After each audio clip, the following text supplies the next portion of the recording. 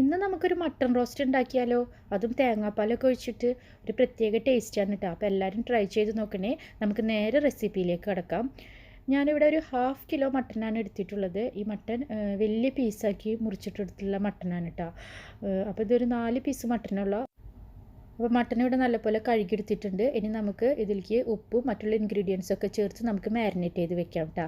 അപ്പോൾ ഉപ്പ് ഞാനിവിടെ ചേർത്തു. ഇനി നമുക്ക് ഇതിലേക്ക് കുറച്ച് മുളക് പൊടി ചേർത്ത് കൊടുക്കണം. അപ്പോൾ 1 ടേബിൾ സ്പൂൺ അളവിലുള്ള മുളക് പൊടി മാത്രമേ ഞാനിവിടെ ചേർത്ത് കൊടുക്കുന്നുള്ളൂ കേട്ടോ.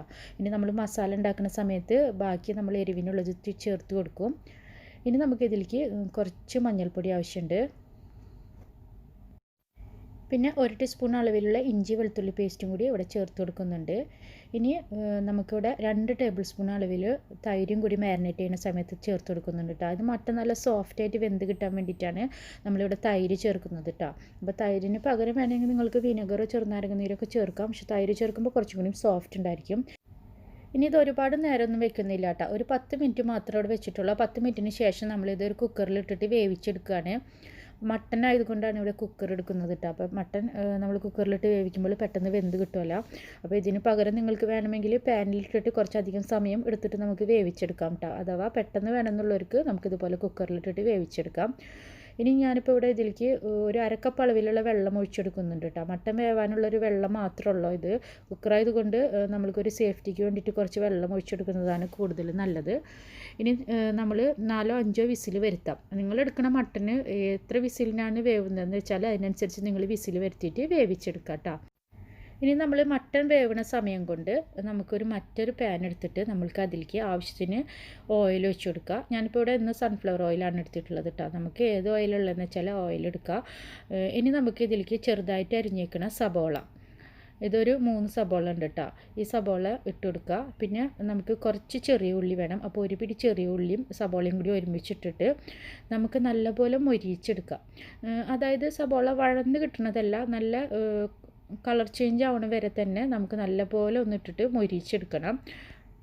അപ്പോൾ പെട്ടെന്ന് മൊരിഞ്ഞ് കിട്ടാൻ വേണ്ടിയിട്ട് ഇതിലേക്ക് കുറച്ച് ഉപ്പ് ഞാനിവിടെ ചേർത്ത് കൊടുക്കുന്നുണ്ട് കേട്ടോ. വളരെ കുറഞ്ഞ അളവിലുള്ള ഉപ്പ് ചേർത്ത് കൊടുക്കുന്നുള്ളൂ. പിന്നെ ഈ 2 തക്കാളി നമുക്ക് മിക്സിയുടെ ജാറിലിട്ടിട്ട് നല്ലപോലെ ഒന്ന് പേസ്റ്റാക്കി കൊണ്ടുവരണം. അപ്പോൾ അതിൻ്റെ ഇടയിൽ കൂടെ നമുക്കിതിലേക്ക് ഇഞ്ചി വെളുത്തുള്ളി പേസ്റ്റും അതേപോലെ തന്നെ ഒരു 1/2 ടീസ്പൂൺ അളവിലുള്ള ഇഞ്ചി വെളുത്തുള്ളി പേസ്റ്റും 4-5 പച്ചമുളകും കുറച്ച് കറിവേപ്പിലയും കൂടി ഇട്ടിട്ട് വഴറ്റിയെടുക്കുന്നുണ്ട് കേട്ടോ.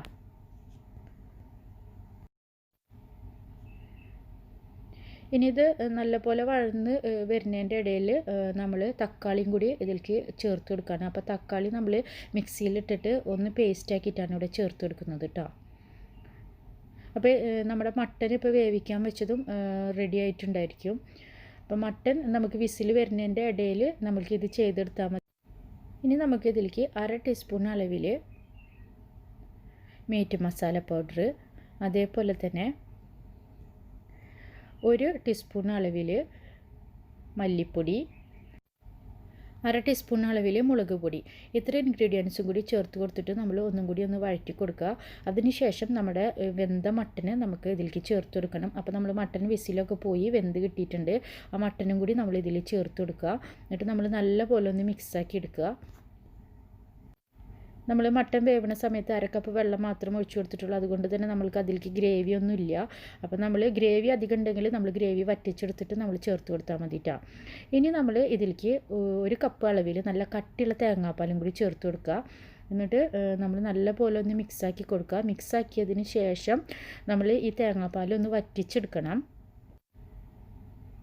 അപ്പോൾ നമ്മൾ ഈ തേങ്ങാപ്പാലിൽ കിടന്നിട്ട് മട്ടന് നമ്മൾ ഒന്ന് വറ്റി ഒന്ന് കുറുകി വരും. അപ്പോൾ തന്നെ നമ്മൾ വെളിച്ചെണ്ണയുടെ ഒക്കെ ഒരു ടേസ്റ്റ് വരും. നമ്മളിപ്പോൾ ആദ്യം തന്നെ സൺഫ്ലവർ ഓയിലിലാണ് നമ്മൾ സബോളയൊക്കെ ഒന്ന് വഴറ്റിയെടുത്തിട്ടുള്ളത്. അതും കുറഞ്ഞ അളവിൽ നമ്മൾ സൺഫ്ലവർ ഓയിൽ ഒഴിച്ചിട്ടുള്ളൂ.